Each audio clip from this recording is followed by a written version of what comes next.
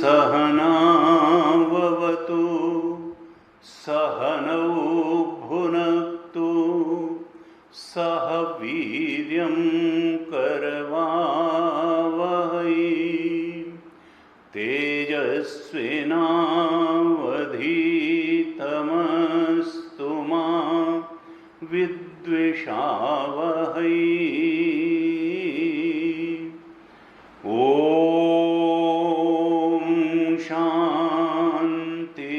शांति शांति।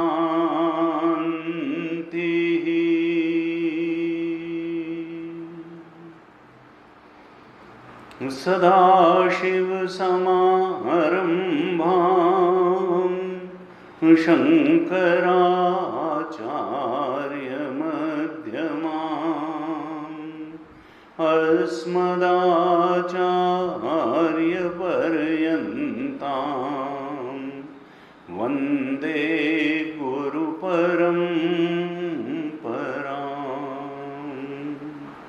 अज्ञानतिमिरान्धस्य ज्ञानाञ्जनशलाकया चक्षुरुन्मीलितं येन तस्मै श्री गुरवे नमः। तस्मै श्री गुरवे नमः। वसुदेवसुतं देवं कंसचाणूरमर्दनं देवकी परमानन्दं कृष्णं वन्दे जगद्गुरुं। कृष्णं वन्दे जगद्गुरुं। ओम। श्रीमद् भगवद गीता के दूसरे अध्याय पर हम चर्चा कर रहे हैं। दूसरे अध्याय के प्रारंभ में ही भगवान ने अर्जुन को जब शोक और मोह से ग्रस्त देखा, तब भगवान ने अपनी दृष्टि से यही उचित समझा कि अर्जुन का शोक और मोह एक तो अनुचित है, लेकिन अनुचित होने पर भी ये भ्रम दृष्टि के कारण है। चूंकि अर्जुन की दृष्टि सत्य दृष्टि नहीं है, भ्रम दृष्टि है, वो युद्ध की परिस्थिति का ठीक से आकलन नहीं कर पा रहा, वो शत्रुओं के शरीरों का ठीक से आकलन नहीं कर पा रहा, वो अपने शरीर, अपने जीवत्व, अपनी आत्मा का ठीक से आकलन नहीं कर पा रहा है। और इस संसार में वास्तविक सफलता क्या है और वास्तविक असफलता क्या है, जीवन का स्वरूप क्या है और जीवन का लक्ष्य क्या है और उस लक्ष्य को पाने का मार्ग क्या है, इस सब के बारे में भ्रमित होने के कारण ही अर्जुन को इतना गहरा शोक सता रहा है। और इसका कारण है अज्ञान। और हमारे भी शोक और मोह का कारण यही होता है। हमारे भी शोक का कारण अज्ञान है। अगर ये अज्ञान मिट जाए तो शोक की कोई स्थिति ही नहीं रह जाएगी। अगर किसी को शोक हो रहा है तो इसका अर्थ है कि आत्मा संबंधी अज्ञान है। भगवान ने उसके शोक को दूर करने के लिए कोई सांसारिक उपाय नहीं सुझाया, किसी प्रकार का कोई शारीरिक या मानसिक दवाई नहीं बताई। सीधे सीधे कहा कि अर्जुन, इस गहरे शोक को मिटाने के लिए तो आत्म अज्ञान का नाश करना होगा, और आत्मा के अज्ञान का नाश करने की दवाई आत्मा का ज्ञान ही है। उस आत्मज्ञान रूपी दवाई को भगवान ने दूसरे अध्याय के 11वें श्लोक से देना शुरू किया। पहले तो 11वें श्लोक में कहा कि शोक का अनौचित्य है। मनुष्य के जीवन में यदि शोक है तो इसका अर्थ है कि वो मोह के ही कारण है, अन्यथा शोक तो होना ही नहीं चाहिए। शोक का कोई कारण ही नहीं है। शोक का मूल कारण आत्मा का अज्ञान ही है, और जब तक यह आत्मा का अज्ञान नष्ट नहीं होगा, आत्म अज्ञान का नाश आत्मज्ञान से नहीं होगा, तब तक शोक से पीछा नहीं छूटेगा। एक दुखद परिस्थिति से पीछा छूटेगा, अगली आ जाएगी, उससे छूटेगा, अगली आ जाएगी। इसलिए शोक की आत्यंतिक निवृत्ति का उपाय आत्मज्ञान ही है, और इसके अलावा कोई उपाय नहीं है। नान्यः पंथा विद्यते अनाय, यहाँ और कोई रास्ता नहीं है शोक से आत्यंतिक निवृत्ति का। ये गीता का प्रथम संदेश है। सबसे पहले ये शोक अनौचित्य उपनिषद 11वें श्लोक में भगवान ने कहा कि अर्जुन, नानुशोचन्ति पंडिता, जो ज्ञानी होता है, आत्मज्ञानी होता है, उसका सबसे पहला लक्षण और मूल लक्षण क्या है कि वो शोक नहीं करता। हार में शोक नहीं करता, मृत्यु में शोक नहीं करता, रोग में शोक नहीं करता है, प्रतिकूल परिस्थिति में नानुशोचन्ति पंडिता। ज्ञानी वही है कि जो शोक के पार चला गया है। तरति शोकम आत्मवित्, उपनिषद के उसी वाक्य को भगवान ने यहाँ कहा कि नानुशोचन्ति पंडिता। शोक का कोई अर्थ नहीं रह जाता ज्ञानी के जीवन में। शोक तो शरीर में मैं बुद्धि करने वाला ही करता है, या अंतःकरण सूक्ष्म शरीर में मैं बुद्धि करने वाला करता है। जिसकी आत्मा में मैं बुद्धि हो गई, जिसने जान लिया कि हमारा स्वरूप तो एक अखंड सर्वव्यापक चेतन है, ब्रह्म ही हमारा स्वरूप है, उसके लिए शोक का कोई कारण नहीं रह जाता है। भगवान ने बिल्कुल स्पष्ट घोष किया और कहा कि देखो, ये जो तुम्हारा मोह है, अज्ञान है कि भीष्म मरेंगे और द्रोण मरेंगे, ये भी मोह के कारण ही तुम इसको बहुत बड़ी बात, अरे ये जने कितने बार पैदा हुए, जने कितने बार मरे, और तुम भी जने कितने बार पैदा हुए और जाने कितने बार मरे, और आगे भी ऐसे ही होता रहेगा अगर अज्ञान का, आत्मज्ञान का नाश नहीं हुआ। और ये आत्मज्ञानी भले न हो, लेकिन ये सत्कर्मी हैं, इन्होंने अपने जीवन को ठीक से जिया है, ये पुण्य कर्मा हैं, ये अचीवर्स हैं, इनका अगला जन्म इससे बेहतर होने वाला है, अगले जन्म में इससे अच्छी परिस्थितियां मिलने वाली हैं।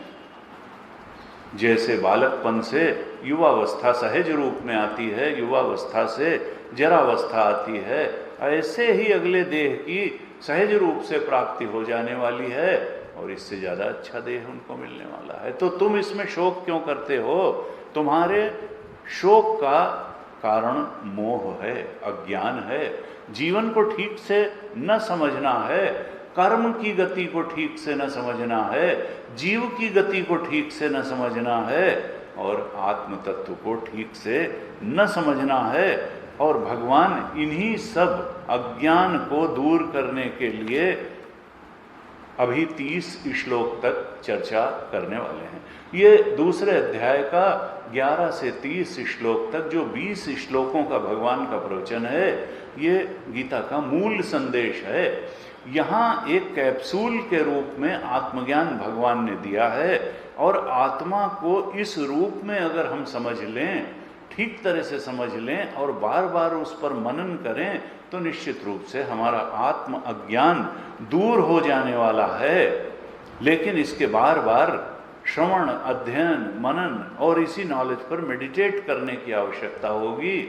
और यही तो वो रास्ता है जिससे हम इस मनुष्य जीवन के सर्वोच्च लक्ष्य को प्राप्त कर सकते हैं।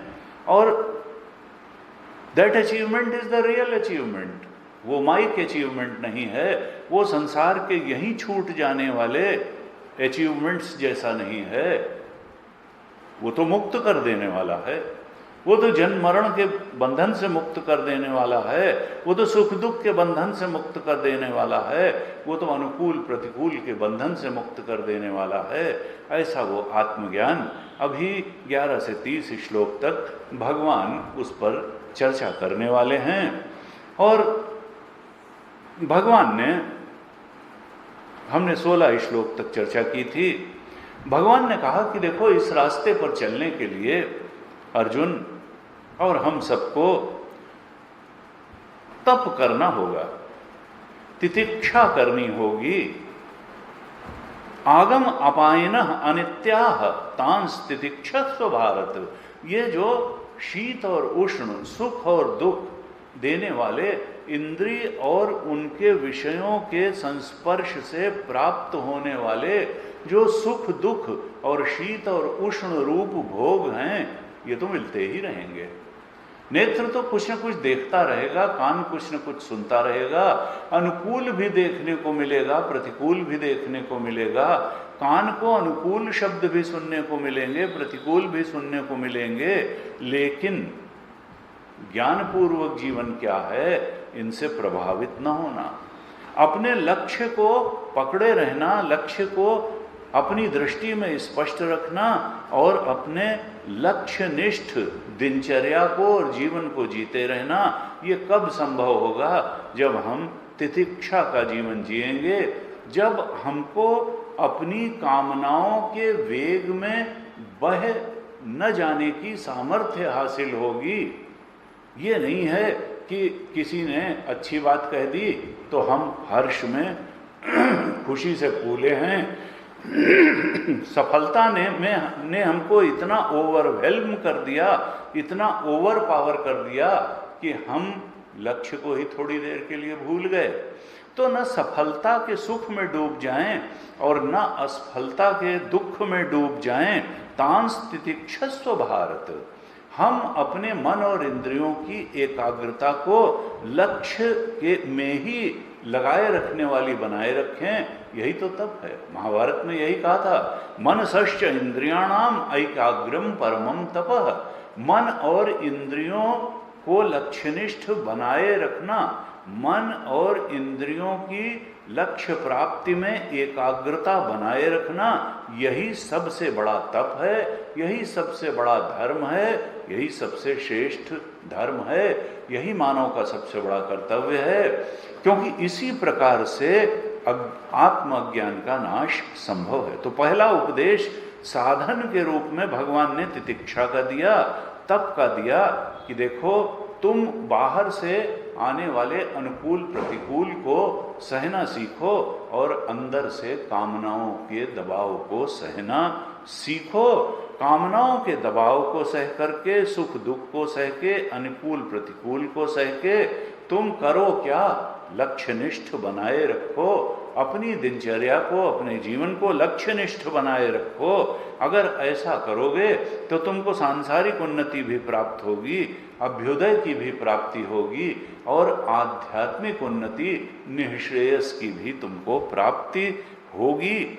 इसलिए कहा कि सम दुख सुखम धीरम। धैर्य की बड़ी आवश्यकता है। सुख दुख में समानता, समता बनाए रखने की आवश्यकता है। और जो ऐसा कर सकता है, अमृत सो अमृतत्वाय कल्पते, वही अमृत आत्मा के बोध का अधिकारी हो जाता है। और if you deserve, you need not desire, it will automatically come to you. इसीलिए कहावत है, फर्स्ट डिजर्व देन डिजायर। अगर बिना डिजर्व किए हम डिजायर करते हैं तो उस डिजायर का कोई मतलब नहीं है, वो तो कल्पना है, कपोल कल्पना है। हमको जिस चीज की, जो हमारा लक्ष्य है, जो हम पाना चाहते हैं, उस लक्ष्य को पाने के लिए हमें अधिकारित्व जुटाना पड़ेगा, हमको एबिलिटी पैदा करनी पड़ेगी। और वो एबिलिटी भगवान ने कहा यहाँ क्या है? तितिक्षा और धैर्य। हम अनुकूल प्रतिकूल को तप पूर्वक सहन करना सीखें, उनमें धैर्य बनाए रखना सीखें, तो फिर अमृत आत्मा के बोध के हम अधिकारी हो जाएंगे। और कहा कि देखो, 16वें श्लोक पर हम कल चर्चा कर रहे थे। भगवान ने कहा कि तत्वदर्शियों ने बहुत दूर तक विचार करके इस सृष्टि के अंत तक और इस सृष्टि की उत्पत्ति के पहले और अंत के बाद और इस सृष्टि पर पूरी तरह से विचार करके एक निष्कर्ष दिया है। क्या निष्कर्ष दिया है? अंतिम निर्णय तत्वदर्शी अर्थात ब्रह्मज्ञानी आत्म बोध प्राप्त संतों का, तत्वज्ञानी पुरुषों का अंतिम निर्णय क्या है इस सृष्टि के बारे में, जीवन के बारे में, मनुष्य के लक्ष्य के बारे में। कैसे उन्होंने इस समष्टि की व्याख्या की है। बड़ा ही सुंदर ये 16वें अध्याय का की पहली पंक्ति है, जो इस सृष्टि के रहस्य को खोल करके रख देती है, जो हमारे मन के तीनों शरीरों के रहस्य को खोलती है, बाहर सृष्टि के रहस्य को खोलती है, जो देवलोक ब्रह्मलोक के रहस्य को खोलती है, जो परमात्मा के भी रहस्य को खोलती है, जो सब कुछ के रहस्य को खोलती है, जो अमृत क्या है इसकी व्याख्या करती है। ठीक है, तितिक्षा और धैर्य रख करके साधक अमृतत्व को प्राप्त करने का अधिकारी हो जाता है, लेकिन वो ज्ञान कौन सा है जिससे अमृतत्व की प्राप्ति होती है? वो कौन सा ज्ञान है जो अज्ञान को नष्ट करके आत्मा को उजागर कर देगा, आत्मा को रिवील कर देगा? कहा वो ज्ञान 16वें श्लोक की पहली पंक्ति में बताया भगवान ने, और कहा कि केवल हम ही नहीं, जितने भी तत्वदर्शी आत्मज्ञानी हैं सबका यही निर्णय है, सब ने यही बताया है, अर्थात सत्य का यही स्वरूप है, आत्मा का यही स्वरूप है, ब्रह्म का यही स्वरूप है कि न असतः विद्यते भावः और न अभावो विद्यते सतः, कि असत का कभी भाव नहीं होता, असत की कोई सत्ता ही नहीं है, और जो सत है उसका कोई कभी अभाव नहीं होता है। न अभावः विद्यते सतः, ये एक परिभाषा दे दी, मापदंड दे दिया, मेजरमेंट दे दिया भगवान ने कि इस तराजू पर तौल लो कि क्या सत्य है और क्या असत्य है, और अपने जीवन को भी तौल लो कि तुम सत्य के पीछे कितना भाग रहे हो और असत्य के पीछे कितना भाग रहे हो। तुम जिसको सफलता मान करके बैठे हो वो असत्य को पाने की सफलता है या सत्य को पाने की सफलता है, और इस तराजू पर अगर तौलोगे तो तुम निश्चित रूप से जान लोगे कि जितनी भी सांसारिक सफलता है वो असत्य को पाने की ही सफलता है, और असत्य को पाकर के किसी को भी गौरवान्वित नहीं होना चाहिए। उसको तो ये ग्लानि होनी चाहिए कि हमने सत्य अचीवमेंट क्यों नहीं किया, हमें क्या कमी रह गई, हमारे चिंतन में, हमारी अंडरस्टैंडिंग में क्या कमी रह गई कि हमने सत्य को पाने की कोई कोशिश ही नहीं की, कोई प्रयास ही नहीं किया, उस सत्य आत्मा की तरफ बढ़े ही नहीं। हम तो असत संसार की उपलब्धियों को ही बहुत बड़ी उपलब्धि मान के बैठ गए, और इस कारण से हमने सत्य आत्मा की उपलब्धि की तरफ से मुंह ही मोड़ लिया, और इसी कारण हम बार बार दुख पाते रहे। और जब तक हम उस सत्य आत्मा को जानेंगे नहीं, बार बार दुख पाते रहेंगे। ये भगवान का और गीता का उद्घोष है, डिक्लेरेशन है। भगवान कहते हैं ना असतः विद्यते भाव, असत का कोई भाव नहीं होता है और सत का अभाव नहीं होता है। ये शरीर अगर मिट जाने वाला है इसका मतलब अभी भी इसका भाव नहीं है। ये संसार अगर बदलने मिटने वाला है तो इसका भी भाव नहीं है। तो फिर कौन चीज़ है जो बदलती मिटती नहीं है? तो कहा वो हमारा चेतन ही है, वो जानने वाला तत्व जो हमारे अंदर बैठा है, जो शुद्ध चेतन है, जो सब कुछ को जानता है अंदर से बाहर तक, जो अपने विचारों को भी जानता है, अपनी भावनाओं को जानता है, अपने शरीर के विकसित होने और क्षरित होने को भी जानता है, जो संसार के बदलाव को जानता है।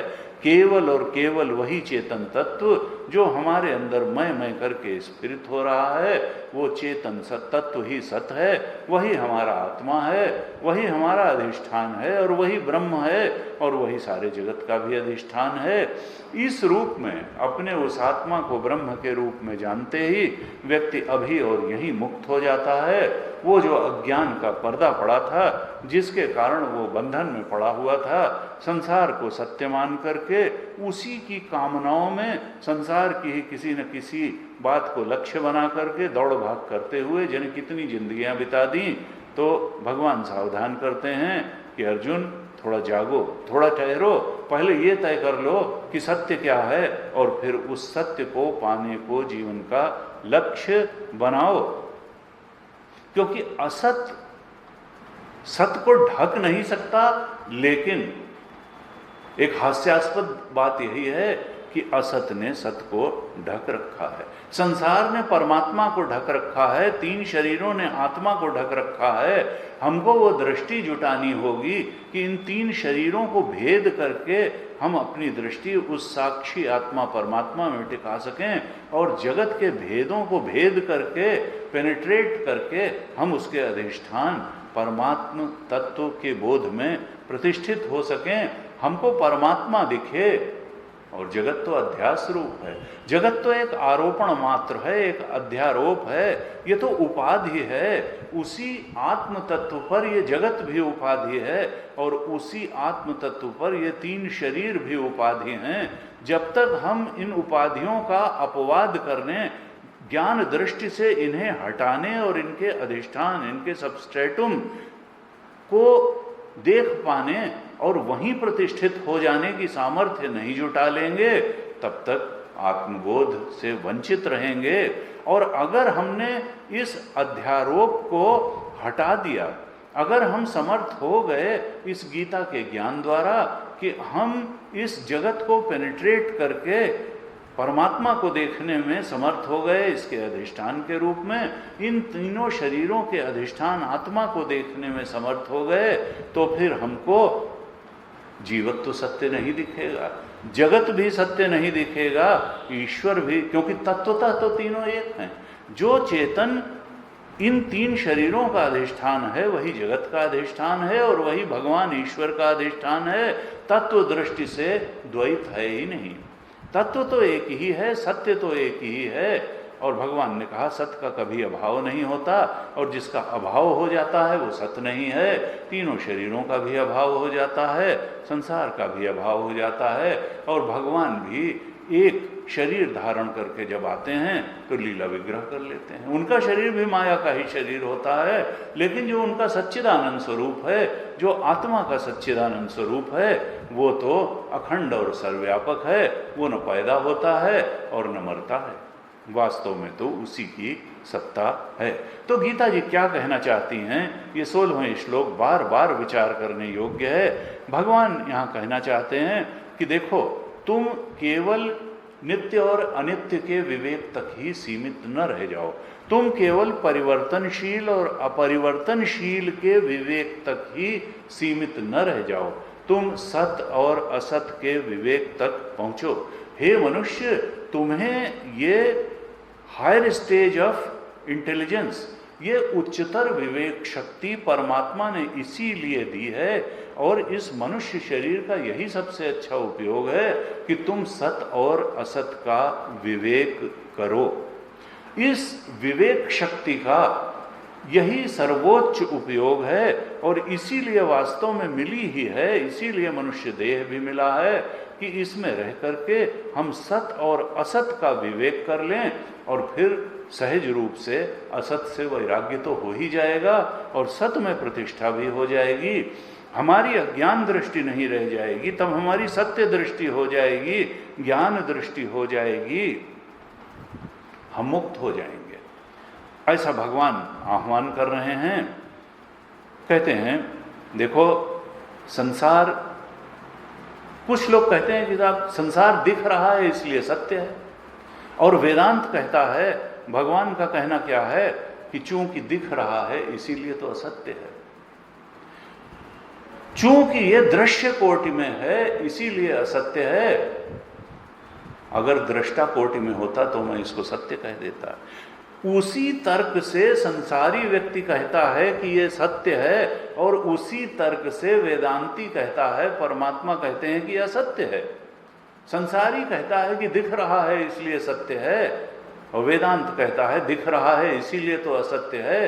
यद दृश्यम तज्जड़म तद मिथ्या, और अगर ये दृष्टा होता, हम दृष्टा हैं और ये शरीर दृश्य है, ये संसार दृश्य है, यह दृश्यम तज्जड़म तत्, जो दृश्य है वो जड़ है और मिथ्या है, क्योंकि जड़ की कोई सत्ता नहीं है, अज्ञान की कोई सत्ता नहीं है, वो सत्य नहीं है, वो दुख रूप है, और सत्ता तो आत्मा की है जो सच्चिदानंद रूप है।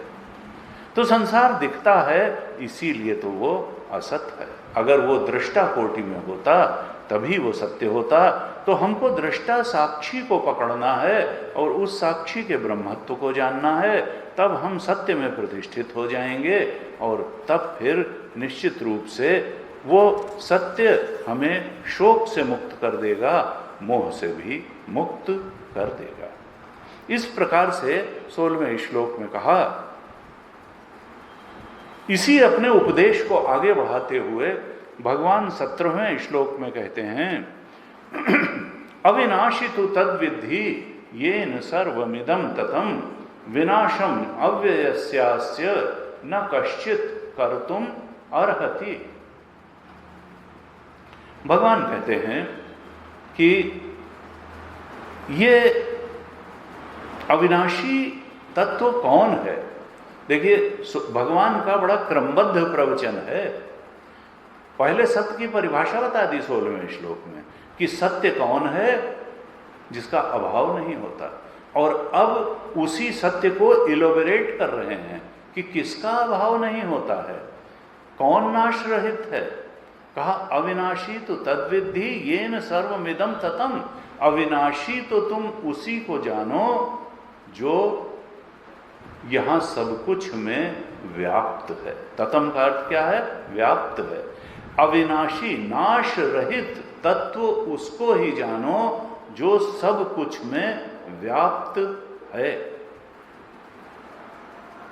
अर्थात इस सृष्टि के कण कण में परमात्मा व्याप्त है, आत्मा व्याप्त है। विनाशम अव्ययस्य अस्य न कश्चित कर्तुम अर्हति, और इसका विनाश करने में इस अविनाशी अव्यय, अव्यय का अर्थ क्या है? निर्विकार, जिसमें कोई क्षरण नहीं होता, जिसमें कोई बदलाव नहीं होता है, कोई चेंज नहीं होता है, वो है अव्यय।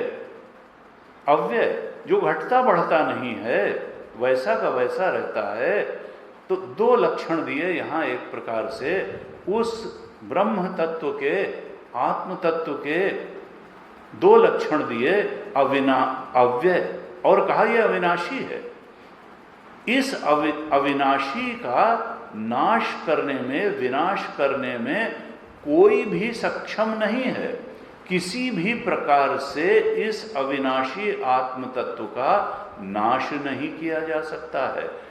जिसका नाश नहीं किया जा सकता है, किसी भी प्रकार से उसी को तू अविनाशी आत्मा जान। उसमें न तो कोई परिवर्तन होता है, न कोई विकार होता है, और न उसका नाश होता है। ऐसे भगवान ने एक प्रकार से एक सिद्धांत दे दिया।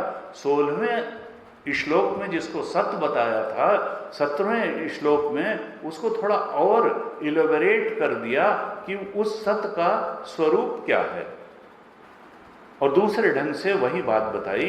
इसीलिए कहते हैं कि गीता पर सबसे अच्छी कमेंट्री स्वयं गीता है, क्योंकि भगवान ने उसी बात को 17वें श्लोक में आगे बढ़ा दिया, सत्य के स्वरूप को और समझा दिया कि कहीं कंफ्यूजन न हो जाए कि किसका अभाव होता है और किसका अभाव नहीं होता है। तो कहा कि देखो, वो जो आत्म तत्व है, ब्रह्म तत्व है, वो सब जगह व्याप्त है, वो अविनाशी है, वो अव्यय है। अब अविनाशी कह करके भगवान ने क्या बताया कि काल में वो नष्ट होने वाला नहीं है। हम जानते हैं कि संसार की हर चीज और सब प्राणियों के शरीर काल में नष्ट हो जाते हैं। काल में जो पैदा हुआ है वो काल में निश्चित रूप से नष्ट हो जाएगा। कहा जातस्य ही ध्रुव मृत्यु, जो चीज उत्पन्न होती है उसका नाश अवश्य होता है। लेकिन ये आत्म तत्व कैसा है? ये अविनाशी है। क्यों? क्योंकि अनादि भी है, ये पैदा नहीं हुआ कभी, और इसमें कोई क्षरण भी नहीं होता है। अविनाशी का अर्थ है काल परिच्छिन्न नहीं है ये। काल तो इस पर सुपर इम्पोजिशन है, अध्यस्त है। और फिर कहा सर्वम इदम ततम, ये सब कुछ में व्याप्त है, अर्थात सर्वव्यापी है। अविनाशी कहने से काल अपरिच्छिन्न है। It is not limited with in time. Time frame में इसको लिमिट नहीं किया जा सकता है चेतन तत्व को, और देश में भी इसको लिमिट नहीं किया जा सकता। ये देश अपरिच्छिन्न है क्योंकि ये सर्वव्यापी है। आकाश भी इसकी उत्पत्ति है, ये आकाश से भी ज्यादा व्यापक है। सर्वव्यापी होने के कारण ये आत्म तत्व देश से अपरिच्छिन्न है, और अविनाशी होने के कारण काल से अपरिच्छिन्न है, और सब वस्तुओं में ये चिपकी गया हुआ है, व्याप्त है, इसलिए ये वस्तुओं से भी अपरिच्छिन्न है। ये तीन ही परिच्छिन्नताएं तो वेदांत बताता है कि हैं, और ये परिच्छिन्नताएं मिथ्या हैं। अगर कोई देश काल वस्तु से परिच्छिन्न चीज है तो निश्चित रूप से उसका नाश होगा। और जो इन तीनों परिच्छिन्नताओं से परे है, अर्थात जो त्रिविध परिच्छेद शून्य है, देश काल और वस्तु का के परिच्छेद से जो शून्य है, वही अविनाशी होगा और वही शाश्वत होगा, वो नश्वर नहीं होगा। तो ऐसा त्रिविध परिच्छेद शून्य कौन सा तत्व है? कहा वो हमारा चेतन है, हमारा आत्मा है। वो उसी के बारे में भगवान 17वें श्लोक में बता रहे हैं कि वही सत है, वही तत्व जो त्रिविध परिच्छेद शून्य है, अविनाशी है, सब जगह व्याप्त है, जो अव्यय है, वही सत है, वही ब्रह्म है, और वही इस जगत का कारण है। अब वो वास्तव में कारण है, हमने पहले कई बार चर्चा की कि नहीं, उस पर कारणता का अध्यारोप किया जा सकता है। ब्रह्म परमात्मा अपनी दृष्टि से कारण नहीं है, लेकिन अज्ञानी जीव की दृष्टि में अगर जगत कारण ढूंढने चलेंगे, हमारे जीवत्व का, शरीरों का कारण ढूंढने चलेंगे, तो निश्चित रूप से वो परमात्मा ही कारण मिलेगा। क्योंकि पहले तो परमात्मा के अलावा कुछ था ही नहीं। जगत की रचना के पहले तो एक सत वस्तु ही थी। सदैव सौम्य इदम अग्रे आसीत एकम एव अद्वितीयम। छांदोग्य उपनिषद में कहा कि इस सृष्टि की रचना के पहले एक सत तत्व ही था, आत्म तत्व ही था, और वो अद्वितीय था। तो उससे अगर ये जगत बना, सारे प्राणी बने, तो इसका अर्थ क्या है? और वो परिवर्तनशील हो नहीं सकता, वो बदल सकता नहीं है, बदल करके कुछ बन नहीं सकता है। तो वो कारण ही अगर है, वही है, तो कैसा कारण होगा? कहा वो परिणामी कारण नहीं हो सकता, वो विवर्ती कारण ही होगा, क्योंकि उसमें बदलाव अगर नहीं होना है। अगर दूध को दही बनना है तो कुछ परिवर्तित होकर के बनना होगा। अगर कोई चीज वैसी की वैसी रहते हुए किसी चीज में बदल जाती है, इसका मतलब वो बदली नहीं है, अज्ञान के कारण वो बदली हुई दिख रही है। वो परमात्मा भी संसार बना नहीं, अज्ञानी को वो संसार के रूप में दिख रहा है और जीव और शरीरों के रूप में दिख रहा है। ये दिख ही रहा है नहीं। ऐसे कारण को कहते हैं विवर्ती कारण। तो वो परमात्मा जगत का परिणामी कारण नहीं है, वो तो विवर्ती कारण है। केवल अध्यारोप हुआ है परमात्मा पर कारणता का, और इसका अपवाद ही ज्ञान से हो जाएगा। अगर सांप में अज्ञान से, अगर रस्सी में अज्ञान से सांप दिख रहा है, तो ज्ञान से ही उस सांप का विनाश हो सकता है। उस अज्ञान से उत्पन्न सर्प के मारने के लिए ज्ञान ही चाहिए। वो लाठी से नहीं मरेगा, वो किसी और तरीके से नहीं मरेगा, वो केवल ज्ञान से मरेगा, क्योंकि अज्ञान के कारण ही वहां वो दिख रहा था जो था नहीं।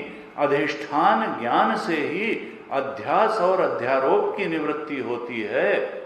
अगर हम अध्यास को ही खोजने में लगे रहेंगे, अगर हम भौतिकवाद की दृष्टि से ही इस पृथ्वी और संसार और यूनिवर्स का कारण ढूंढने में लगे रहेंगे, तो हम सच्चे कारण तक पहुंच नहीं पाएंगे। गीता जी कहती हैं कारण तो इसका ब्रह्म है, कारण तो चेतन है। तुलसीदास यह चिद विलास जग, बूझत बूझत बूझे, साधो कही न जाए का कहिए। शून्य भित्ति पर चित्र रंग नहीं, तनु बिन लिखा चितेरे। वो परमात्मा, उसमें ये जगत, ये जीवत्व, ये अनेकता अध्यारोप है और कारणता को तो उस पर आरोप ही होता है। और स्वरूप ज्ञान होने पर इस अध्यास का, इस अध्यारोप का अपवाद हो जाता है अधिष्ठान ज्ञान से, स्वरूप ज्ञान से, और जीव सत्य के बोध में प्रतिष्ठित हो जाता है। उस सत्य आत्मा का बोध उसको हो जाता है जिसका कभी नाश नहीं होता। बहुत तरह से वेदांत में इसको बताया गया। कहा देखो घड़े का नाश होता है, मिट्टी का नाश नहीं होता है। भगवान क्यों बताना चाह रहे हैं ये सब बात अर्जुन को, कि अर्जुन सोच रहा है कि द्रोण मर जाएंगे, भीष्म मर जाएंगे तो जाने क्या उलट पलट हो जाएगा, कितना बड़ा अनर्थ हो जाएगा। वो क्या कहना चाहते हैं कि इनके शरीर ही मरेंगे, द्रोण और भीष्म के, और तुम भी मरोगे तो तुम्हारा शरीर ही मरेगा, तुम नहीं मरोगे। मिट्टी का नाश नहीं होता है, घड़े का नाश होता है। इसका मतलब क्या है कि घड़ा केवल एक नाम और रूप का आरोपण मात्र है, तत्व तो वहां मिट्टी है। तत्व को नाश करने का कोई उपाय नहीं है, नाम और रूप का ही नाश होता है। इसी प्रकार से ये शरीर का ही नाश होगा, जो चेतन आत्म तत्व है उसका नाश नहीं होगा। और जब तत्व का नाश ही नहीं होगा तो फिर शोक करने का कारण क्या है, युद्ध से विरत होने का कारण क्या है। तुम सत्य को न देखने के कारण शोक में पड़े हुए हो, आत्म तत्व के अज्ञान के कारण शोक में पड़े हुए हो। तुम अगर अधिष्ठान आत्मा का ज्ञान प्राप्त कर लो, अपनी भी, द्रोण की भी, भीष्म की भी, और ये युद्ध की परिस्थितियों का भी अधिष्ठान जो आत्मा है, तो शोक का कोई कारण नहीं है। सत्य दृष्टि अपनी बना लो, और इसीलिए तो जीवन मिला हुआ है।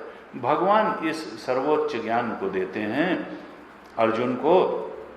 और केनोपनिषद में कहा, इह चेद वेदी दथ सत्यमस्ति, न चेद इह अवेदी महति विनष्टि, भूतेषु भूतेषु विचित्य धीरा, प्रेत्यस्मान लोकात् अमृता भवन्ति। इह चेद वेदी दथ सत्यमस्ति, अगर इस मनुष्य शरीर में उस अमृत आत्मा को पा लिया, उसके बोध में प्रतिष्ठित हो गए, तब तो समझो मनुष्य तुमने अपना कल्याण कर लिया। और अगर उसको नहीं पाया, उधर 2-4 कदम आगे बढ़ करके यहाँ संसार नहीं छोड़ा, तो समझो अपना तुमने नाश कर लिया। कहा अगर उसको तुम जान लोगे, सबके अंदर उसको देख लोगे, अपने अंदर भी उसको देख लोगे, उसको सर्वाधिष्ठान, सब कुछ के अधिष्ठान के रूप में पहचान लोगे, तो फिर जीवन मुक्ति का भी तुमको विलक्षण आनंद मिलेगा। और शरीर छूटने के बाद विदेह मुक्ति का आनंद भी तुमको मिलेगा। तुम उसी आनंद में मुक्त हो जाओगे, ऐसा यहाँ भगवान ने बताया।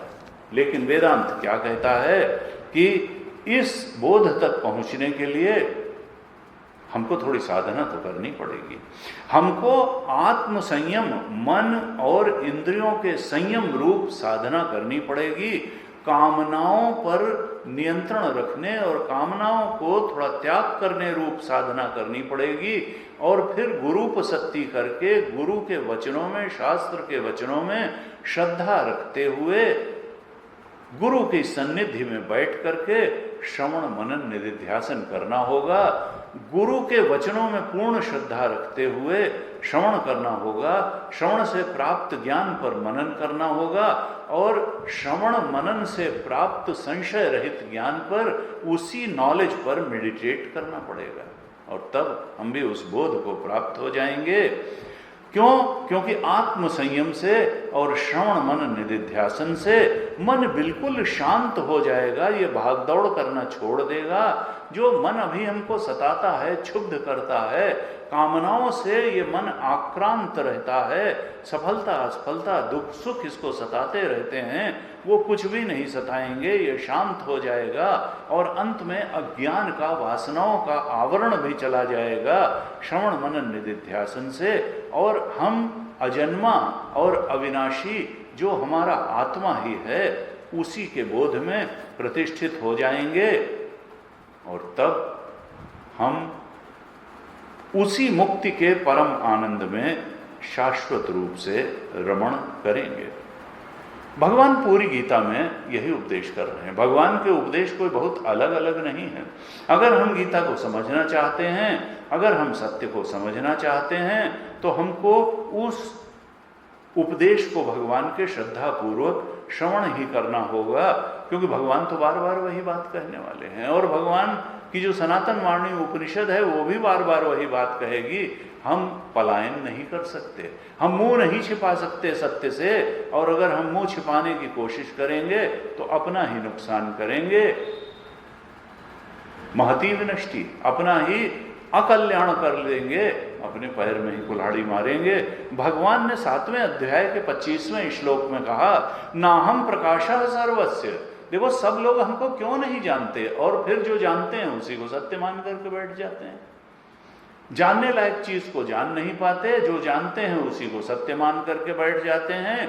तो सत्य को क्यों नहीं जान पाते, क्यों इस संसार के ज्ञान को ही इंटेलिजेंस और सुपर इंटेलिजेंस मान करके बैठ जाते हैं और सत्य से मुंह मोड़े रहते हैं। कहा नाहम प्रकाशः सर्वस्य, क्योंकि मैं सबको प्रकाशित नहीं हूं, मैं सब की बुद्धि के सामने अभिव्यक्त नहीं होता। क्यों? क्योंकि योग माया समावृता, मैं अपनी योग माया से अपने को छुपाए रहता हूं, आवृत किए रहता हूं, सम्यक रूप से आवृत किए रहता हूं, छुपाए रहता हूं।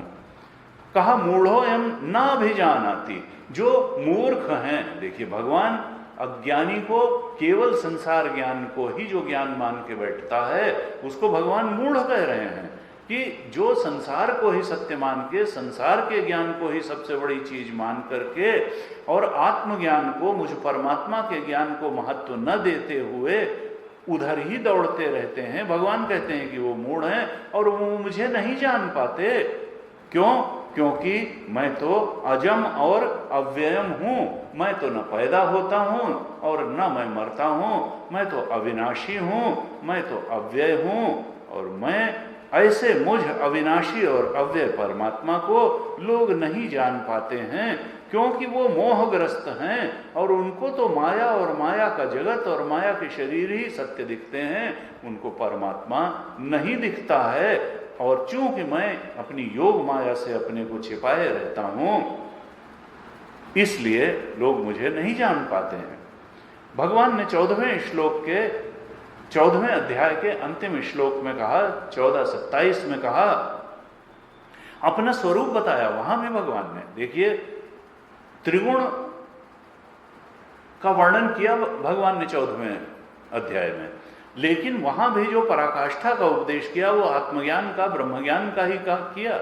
वहां भी भगवान ने कहा कि मेरा स्वरूप क्या है, परमात्मा का, आत्मा का स्वरूप क्या है। भगवान ने कहा ब्रह्मणो ही प्रतिष्ठा अहम अमृतस्य अव्ययस्य च। ये जो ब्रह्म तत्व है, जो एकमात्र सत्य है, जिसका कभी अभाव नहीं होता, जो अविनाशी और अव्यय है, जो सब कुछ में गया हुआ है, ऐसा ब्रह्म तत्व, उसकी प्रतिष्ठा कौन है? यही आत्मा जो तुम्हारे अंदर मैं करके स्फुरित हो रहा है, वही ब्रह्म है, वही परमात्म तत्व है। यह आत्म तत्व ही ब्रह्म तत्व और परमात्म तत्व है। कहा ब्रह्मणो ही प्रतिष्ठा अहम, यह आत्मा ही ब्रह्म तत्व की प्रतिष्ठा है। और 5 लक्षण उसके बताए वहां 27वें श्लोक में 14वें अध्याय के। कहा अमृतस्य अव्ययस्य च, ये आत्मा कैसा है? कहा ये अमृत स्वरूप है। अमृत का अर्थ है जो मरण धर्मा न हो, मरणशील न हो, जो अविनाशी हो, नाशरहित हो। देवताओं के अमृत और इस आत्मज्ञान रूपी अमृत में जमीन आसमान का अंतर है। वो जो देवताओं का अमृत है वो केवल रोग का नाश कर सकता है, वो केवल वृद्धावस्था का नाश कर सकता है। कहते हैं देवताओं को भूख प्यास नहीं लगती, अर्थात वो क्षुधा पिपासा का नाश कर सकता है।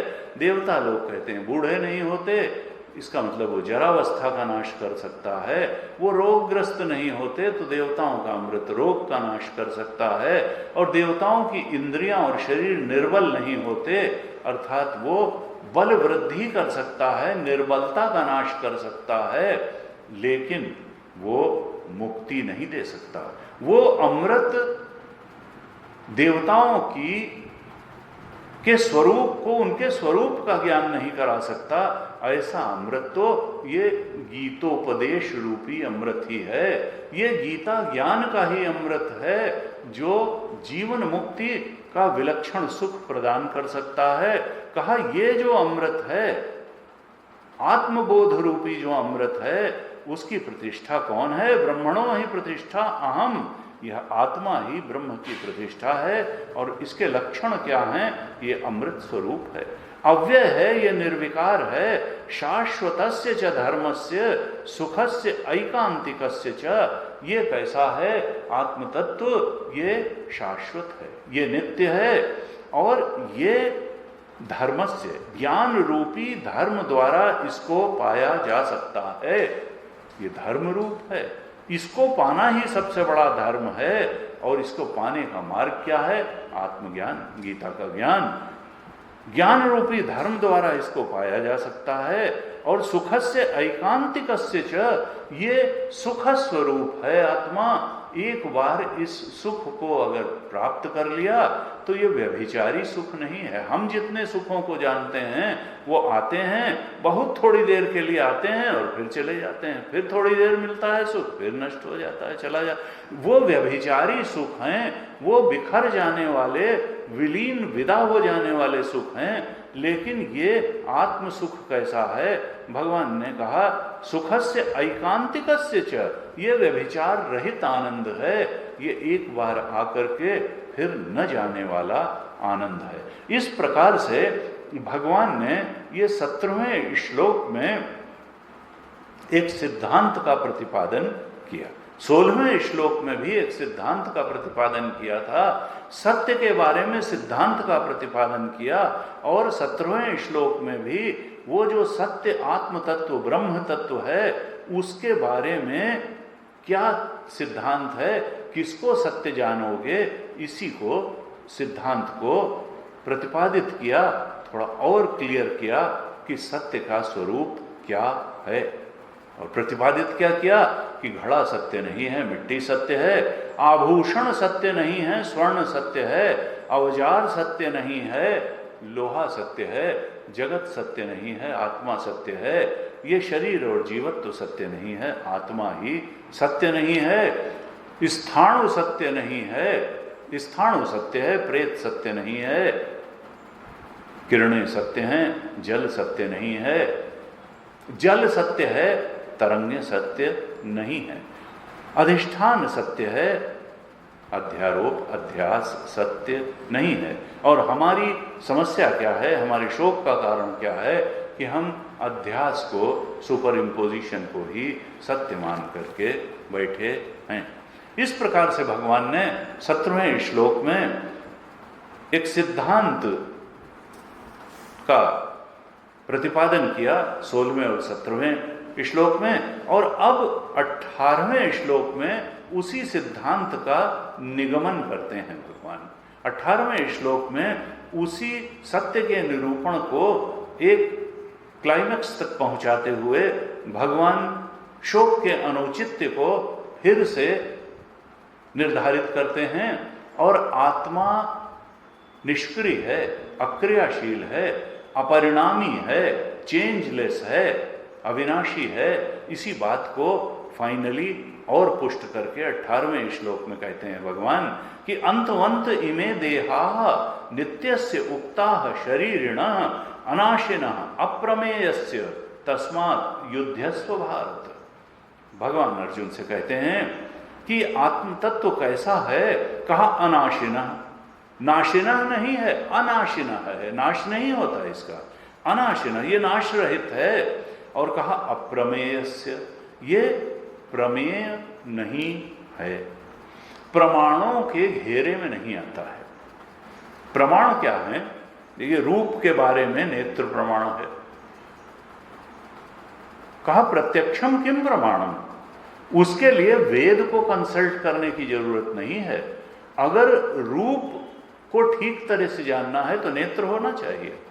5 अंधे हाथी के रूप का निर्धारण करने के लिए गए और फिर जिसने उसका पेट छुआ उसने कहा हाथी दीवाल की तरह है, और जिसने पूंछ पकड़ी उसने कहा हाथी रस्सी की तरह है, और जिसने पैर पकड़ा उसने कहा हाथी खंभे की तरह है।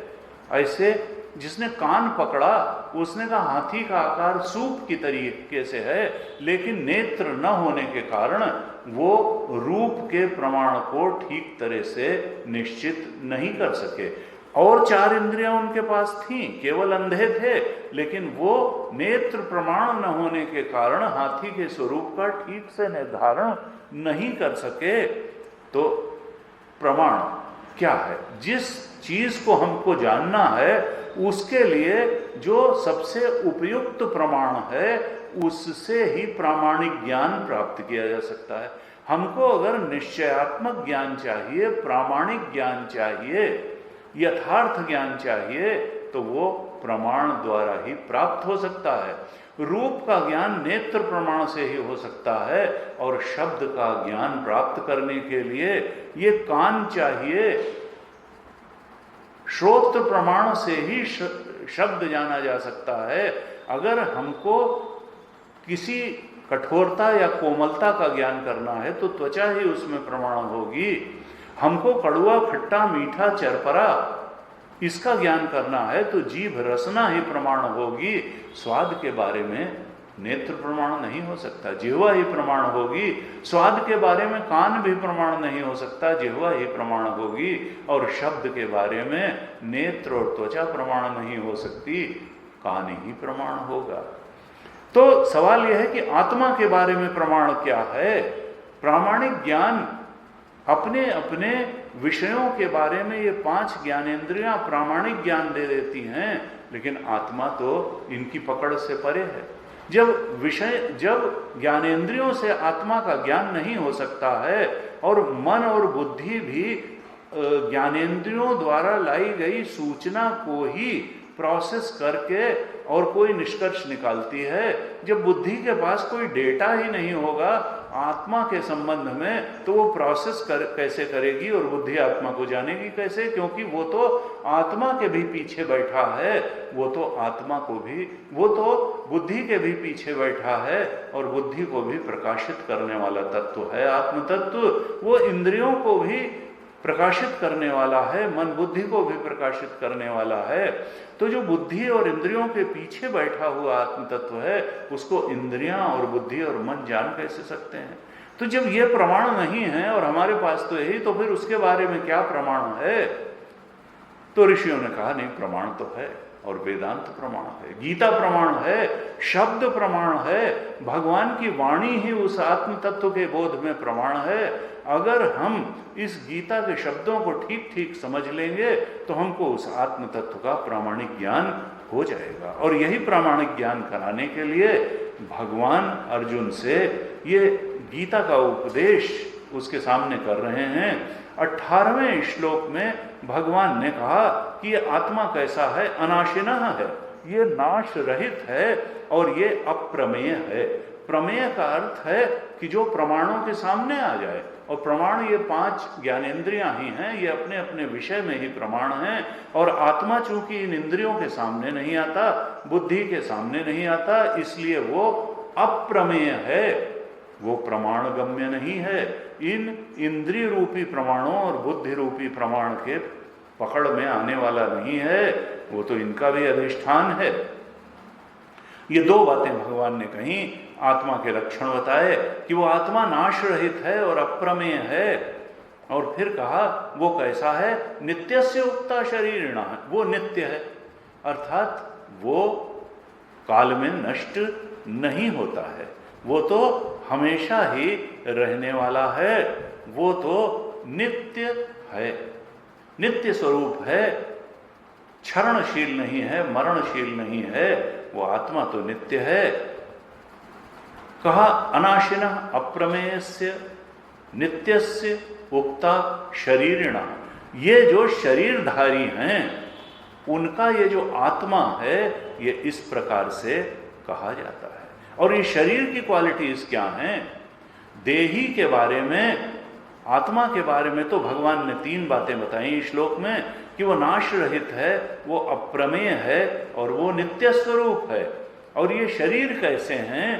कहा शरीर जो हैं ये अंतवंत इमे देहा, ये जितने भी शरीर हैं वो चाहे अर्जुन तुम्हारा हो या द्रोण का हो या भीष्म का हो, ये अंतवंत इमे देहा, ये शरीर तो नाशवान ही है, लेकिन आत्मा नाशवान नहीं है, वो अनाशिना है, अप्रमेयस्य है, नित्य है। और ये जो शरीर है ये अंतवंत है, अंतवंत इमे देहा। और ऐसा कौन कहता है? केवल मैं कह रहा हूं? कहा नहीं, ये तत्वदर्शी ज्ञानी जो जो बोध प्राप्त संत हुए उन सब ने ऐसा ही कहा। उक्ताह, शरीर के बारे में यही बात कही गई और आत्मा के बारे में यही बात कही गई है। और चूंकि आत्मा मरने वाला है नहीं और शरीर तो मरेगा ही मरेगा, इसलिए मरने वाले शरीर के बारे में शोक करना ठीक नहीं है।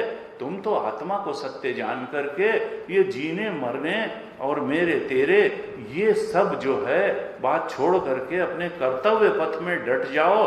तस्मात् युध्यस्व भारत, अर्जुन तुम तो सत्य के बोध में प्रतिष्ठित होकर के अपनी दृष्टि को स्पष्ट करके युद्ध के लिए खड़े हो जाओ। क्योंकि अगर तुम सत्यदर्शी हो जाओगे, आत्मा के सत्य को जान लोगे और शरीर के सत्यों को भी जान लोगे, तो फिर तुम्हें ये धर्म सम्मूढ़ चेता नहीं हो जाओगे, कर्तव्य स्पष्ट हो जाएगा। और तुम्हारा कर्तव्य तो युद्ध करना ही है।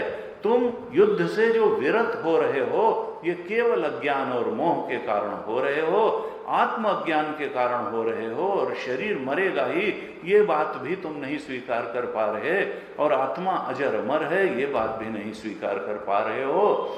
इसलिए भ्रांति के कारण युद्ध से विरत हो रहे हो।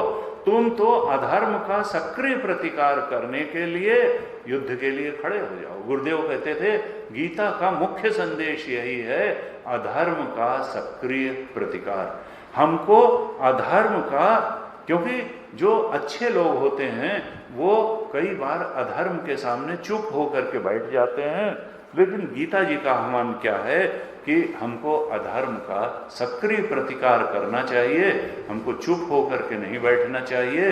क्योंकि जो खराब लोग हैं वो बड़ी जल्दी डोमिनेट कर जाते हैं, यद्यपि वो थोड़े होते हैं, और समाज में अच्छे लोगों की संख्या, सदाचारी लोगों की, अच्छे प्रकार से जीवन जीने वालों की संख्या अधिक होने के कारण भी ऐसा लगता है कि जैसे बुराई डोमिनेट कर रही है और अच्छाई दबी दबी है।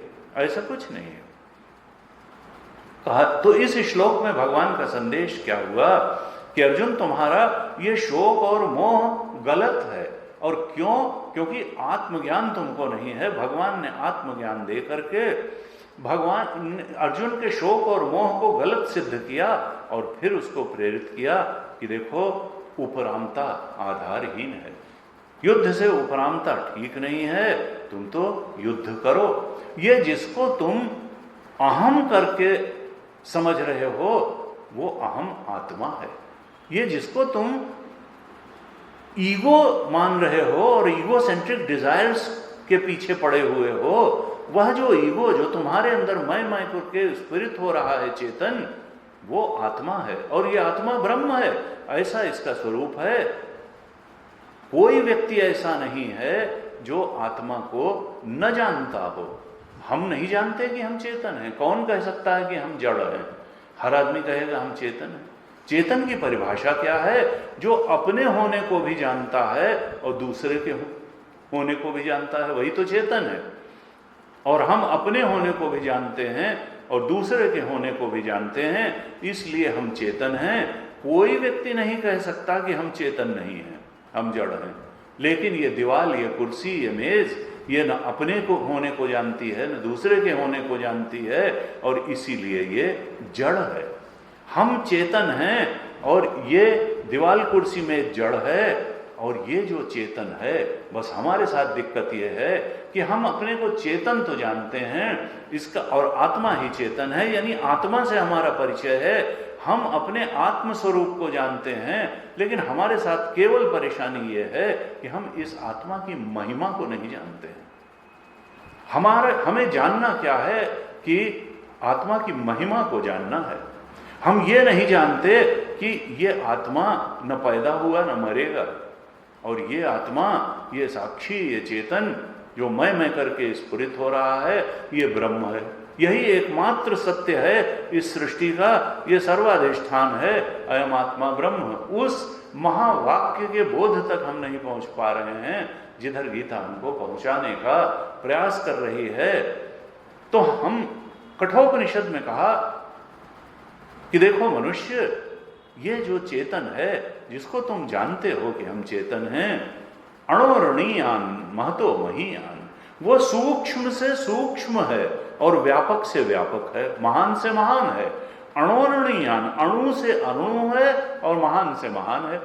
इससे बड़ा कुछ नहीं है, ये बड़े से भी बड़ा है और छोटे से भी छोटा है। ये इलेक्ट्रॉन, प्रोटॉन, मीजॉन, फोटॉन, ये छोटे से छोटे पार्टिकल से भी छोटा है।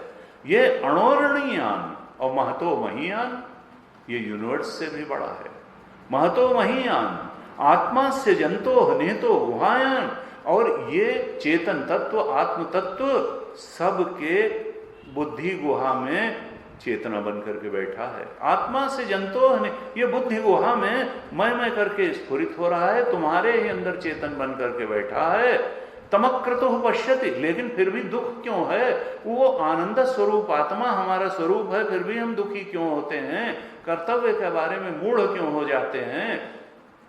कहा तमक्रतु पश्यति वीत शोको, तुम थोड़ा साधना करो, तुम थोड़ा भगवान की वाणी गीता में अपना मन लगाओ, भगवान के चरणों में अपना मन लगाओ, श्रद्धा पूर्वक उसको स्वीकार करो, उधर भी चिंतन मनन करो, उस ज्ञान पर भी मेडिटेट करो, तब उस भगवान की कृपा भी प्राप्त होगी, तुम्हारा अंतःकरण शुद्ध भी होगा, सात्विक बनेगा, और शुद्ध सात्विक अंतःकरण और फिर भगवान की कृपा के सहारे ही तुम उस आत्मा की महिमा को जान लोगे। तमक्रतो पश्यति वीत शोको धातु प्रसादान महिमानम आत्मना, उस धातु प्रसादान, उस परमात्मा की कृपा से तुम आत्मा की महिमा को जान लोगे, अर्थात इसी चेतन के ब्रह्मत्व को जान लोगे। कैसे? अपनी साधना से, अपने प्रयासों से, परमात्मा की कृपा से अंतःकरण को सात्विक बना करके तुम आत्मा की महिमा अर्थात ब्रह्मत्व को जान लोगे। इस प्रकार से हमारे उपनिषद और गीता बार बार आह्वान करते हैं कि हे मनुष्य, तुम तो आत्मा की महिमा को जानो, आत्मा के ब्रह्मत्व को जानो, और तुम्हारे अंदर वो विवेक शक्ति है, वो सामर्थ्य है कि तुम ऐसा कर सकते हो। हमारे शास्त्र कोई ऐसी बात नहीं कहते हैं जो मनुष्य की सामर्थ्य के बाहर हो। ना आत्मानम अवसादेत, लेकिन अगर हम खुद ही अपने को डिग्रेड करने लगेंगे, अगर हम अपने को खुद ही अंडर एस्टिमेट करने लगेंगे, अगर हम खुद ही अपने को लेट डाउन करने लगेंगे, आत्मानम अवसादेत, अपने को अवसाद में डालने लगेंगे कि नहीं हम नहीं कर पाएंगे, तब फिर जो खुद ही नहीं खड़ा होगा उसके लिए तो भगवान भी कुछ नहीं कर सकते हैं, गीता भी कुछ नहीं कर सकती, सद्गुरु भी नहीं कुछ कर सकते हैं। इसलिए भगवान प्रेरणा दे रहे हैं अर्जुन को आत्मा के बारे में, बार बार उसके लक्षण दिखाते हुए उसका बोध कराने के लिए कि अर्जुन तुम इस प्रकार से अपनी आत्मा को जानो। जो इस प्रकार से आत्मा को जानता है वही आत्मा को जानता है, वही आत्मा की महिमा को जानता है, वही फिर मुक्त है और आनंद में रमण करता है। आत्मरमण करते हुए वो कर्तव्य को भी स्पष्ट रूप से देख लेता है और पूरी सामर्थ्य भी उसको प्राप्त हो जाती है। असल में केवल एक अज्ञान का पर्दा है, केवल एक वासना पुंज अविद्या का पर्दा है, उसी को हटाना है, और अज्ञान का विरोधी केवल और केवल ज्ञान होता है। इस गीता के ज्ञान से, उस अज्ञान के पर्दे का नाश हो करके हे साधक तुम अभी और यहीं मुक्त हो जाओ और उस शाश्वत आनंद में रमण करो जो तुम्हारा स्वरूप ही है। इस प्रकार से ये गीता जी में 18वें अध्याय में भगवान 18वें श्लोक में भगवान ने प्रेरणा दी। अब हम अगली कक्षा से इसके आगे के श्लोकों पर विचार करेंगे। आज यहीं तक रखते हैं। ओम पूर्णमदः पूर्णमिदं पूर्णात् पूर्णमुदच्यते पूर्णस्य पूर्णमादाय पूर्णमेवावशिष्यते। ओम शांतिः शांतिः शांतिः। हरिः ओम श्री गुरुभ्यो नमः। हरिः ओम।